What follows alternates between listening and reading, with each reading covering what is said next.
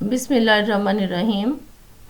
السلام علیکم اسٹوڈنٹس، آج ہم سبق مرزا محمد سعید کا تیسرا حصہ پارٹ 3 پڑھیں گے۔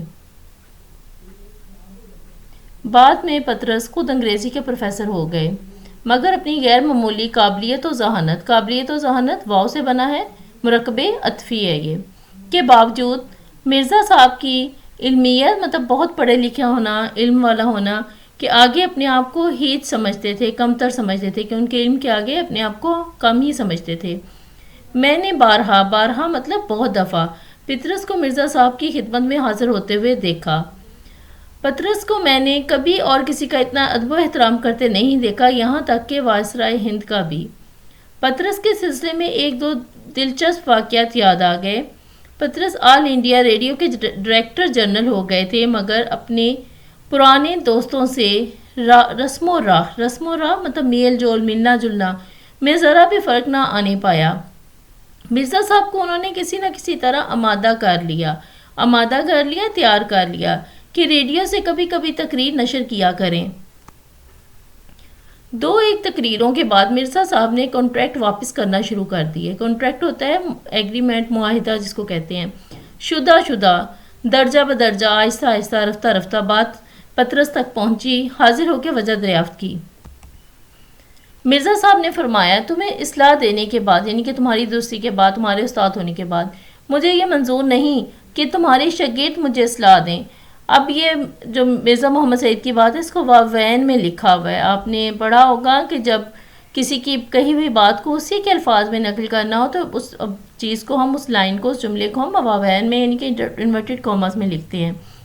پطرس نے بڑی معذرت کی کہ ان سے معافی مانگی، مگر مرزا صاحب آئندہ نشر کرنے کے لیے آمادہ نہ ہوئے۔ انہیں بہت منایا، لیکن انہوں نے انکار کر دیا، تیار نہ ہوئے کہ وہ دوبارہ کوئی بھی تقریر ریڈیو پہ نشر کریں گے۔ اگلے دن دفتر میں قیامت آ گئی کہ بڑا سخت ماحول تھا سب کے لیے۔ دفتر میں بڑا سختی سے سب سے پوچھا گیا، پورے اسٹاف کو جمع کر کے انہیں براڈ کاسٹنگ کے حسن اخلاق پر ایک طویل لیکچر دیا۔ براڈ کاسٹنگ یعنی کہ جو نشر کیا جاتا ہے، حسن اخلاق کے اصول و ضوابط کیا ہیں، اس کے کیا طریقہ کار ہے، اس پہ ایک طویل لمبا لیکچر دیا۔ بات تو کھل ہی گئی تھی۔ اسٹیشن ڈائریکٹر نے تقریروں کے انچارج کو بلا کر کہا، اب یہ اسٹیشن ڈائریکٹر کی بات ہے، اس کو بھی واوین میں لکھا ہوا ہے، اگر اپنی خیر چاہتے ہو، خیریت چاہتے ہو، تو مرزا صاحب کو منا کر لاؤ۔ اس کو معلوم نہیں تھا کہ مرزا صاحب پطرس کے استاد ہیں۔ حسب دستور، یعنی کہ جو ایک ہماری عام یہاں پر روایت ہے کہ جب کسی کی کوئی غلطی نکلتی ہے تو وہ دوسرے کی خامیاں نکالنے کی کوشش کرتا ہے۔ حسب دستور جو ایک معاشرے کا قانون بنا ہوا ہے، اپنی کارروائی دکھانے کے لیے اس نے ان کے مسودے میں سے، مسودہ کہتے ہیں لکھی ہوئی عبارت کو، ایک دو فقرے نکال دیے۔ مسودہ جو مرزا محمد سعید نے لکھا ہوا تھا، ان فقروں کا نکالنا اس کا نوکری سے نکالے جانے کا پیش خیمہ ہو گیا۔ یعنی کہ اس چیز کی بات ثابت ہو گیا۔ ویسے پیش خیمہ کا مطلب ہے ہر اول دستہ، لیکن یہاں پر پیش خیمہ کا مطلب یہ ہے کہ وجہ بن گیا، اس کا نوکری سے نکالنے کی وجہ بن گیا، تیاری بن گیا، نقیب ہو گیا اس چیز کا۔ بھاگا مرزا صاحب کی خدمت میں، کہ فوراً کی خدمت میں حاضر ہوا، معافی مانگی، ہاتھ جوڑے۔ مرزا صاحب نہ مانے، بولا، تو حضرت میری نوکری گئی۔ ندائیہ لگا ہوا ہے مخاطب کرنے کی علامت۔ بال بچے بھوکے مریں گے اور آپ کو دعائیں دیں گے۔ اب یہ اس کی بات واوین میں لکھی ہے، بھوکے مریں گے مطلب اگر نوکری سے نکال دیا جائے گا تو بھوکے مریں گے، اور اگر وہ اس کی سفارش کر دیں گے، نوکری سے نہیں نکالا جائے گا، تو پھر اس کے بچے بھی اس کے ساتھ ساتھ مرزا صاحب کو دعائیں دیں گے۔ یہ اس کے کہنے کا مقصد ہے۔ مرزا صاحب کے کان کھڑے ہوئے، یعنی کہ فوراً وہ متوجہ ہوئے۔ یہ تو میں نہیں چاہتا، ان کی کہی ہوئی بات واوین میں لکھی ہوئی ہے، انہوں نے کہا میں تو یہ بات نہیں چاہتا۔ اس نے کہا، اگر آپ یہ نہیں چاہتے تو اس کنٹریکٹ پر دستخط کر دیجئے، کہ دوبارہ جو ایگریمنٹ کر لیں، دوبارہ ریڈیو سے تقریر نشر کرنے کا جو ایگریمنٹ ہے۔ مرزا صاحب نے فوراً دستخط کر دیے۔ جنگ کے زمانے میں حسن اتفاق سے دلی میں لاہور کے بیشتر ادیب اور شاعر ریڈیو میں یا دوسرے سرکاری محکموں میں جمع ہو گئے۔ حسن اتفاق، خوش قسمتی سے، خوش نصیبی سے۔ جی اسٹوڈنٹس، حسن اتفاق کا مطلب خوش قسمتی سے، خوش نصیبی سے۔ پطرس کی تحریک پر ایک محدود ادبی حلقہ قائم ہو گیا. پطرس نے اردو ادب کی بہتری کے لیے ایک تحریک چلائی جس میں بہت سارے ادیب جو تھے خوش قسمتی سے دلی تو آئے ہوئے تھے، تو وہ سارے اکٹھے ہو گئے، جمع ہو گئے، جس میں ڈاکٹر تاثیر، فیض احمد فیض، حامد علی خان، حمید احمد خان، چراغ حسن حسرت، محمود نظامی، غلام عباس، انصار ناصری وغیرہ شریک کیے گئے تھے. ہر مہینے اس کا ایک جلسہ ہوتا تھا، کبھی پطرس کے گھر اور کبھی ڈاکٹر تاثیر کے گھر. اس میں ایک مقالہ کسی ادبی مضمون پر پڑھا جاتا تھا. مقالہ ہوتا ہے کسی نہ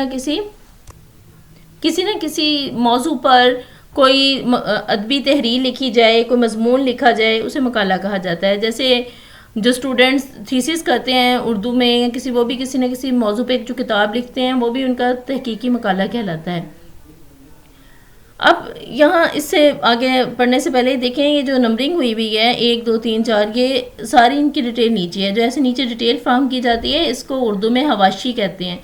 فٹ نوٹ جو ہوتا ہے حواشی، یعنی کہ اوپر جو لکھا گیا ہے اس کی نیچے اس کی تفصیل دی گئی ہے. جیسے ڈاکٹر تاثیر کے بارے میں بتایا گیا کہ ادیب تھے، نقاد تھے، تنقید نگار جو ہوتا ہے، اسلامیہ کالج لاہور کے پرنسپل رہے. یہ مطلب تفصیلات اوپر کی شخصیات کے بارے میں یا کوئی اور اہم بات جو اوپر ہوئی ہوتی ہے اس کے بارے میں نیچے تفصیل بیان کی جاتی ہے، تفصیل فراہم کی جاتی ہے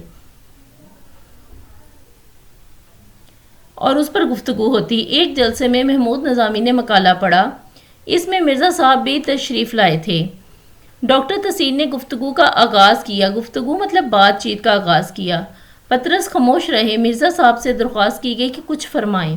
مرزا صاحب بحث مباحثے یعنی کہ لڑائی جھگڑا یا کسی بات میں ایسے بلا وجہ بولنا کو ناپسند کرتے تھے، اس لیے بڑی محتاط رائے دیتے تھے.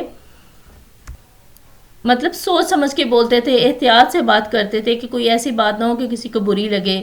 سوچ سمجھ کے اپنی بات کا آغاز کرتے تھے. انداز کچھ ایسا ہوتا تھا کہ کچھ اس طریقے سے بات کرتے تھے، نہیں یہ بات تو نہیں، مگر خیر ایسا بھی ہوتا ہے. پطرس کو شوخی سوجی یعنی کہ تھوڑی شرارت سوجی. فیض کو اشارہ کیا. وہ مرزا صاحب سے زیادہ واقف نہیں تھے، ان کی طبیعت کو نہیں جانتے تھے، آشنا نہیں تھے کہ ان کی عادت کیسی ہے. بات کاٹ کر فوراً شروع ہو گئے. اب فیض نے کیا بات کہی ہے یہ آگے ووین میں ہے.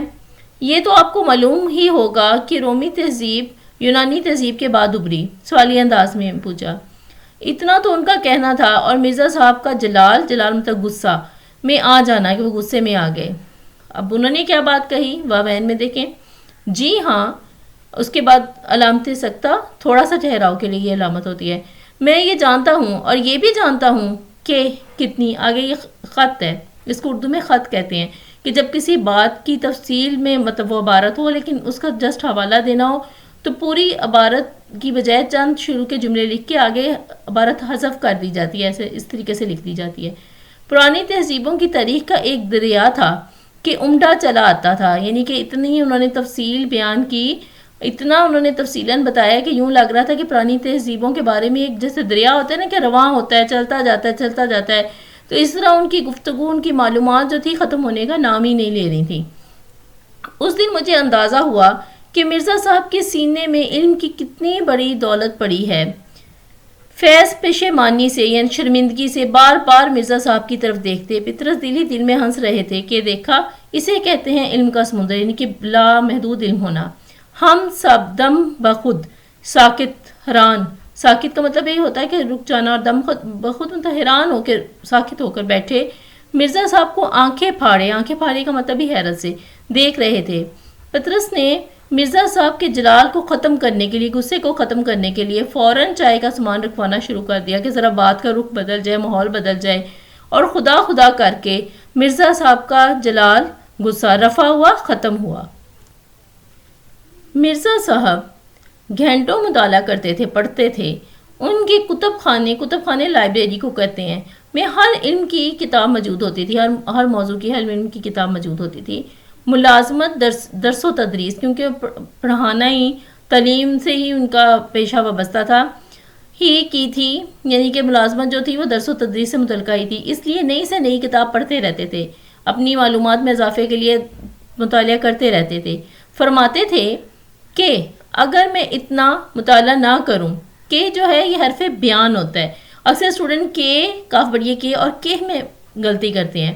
کہ جو ہوتا ہے وہ جب کسی کی بات بیان کرنی ہو، کسی کی بات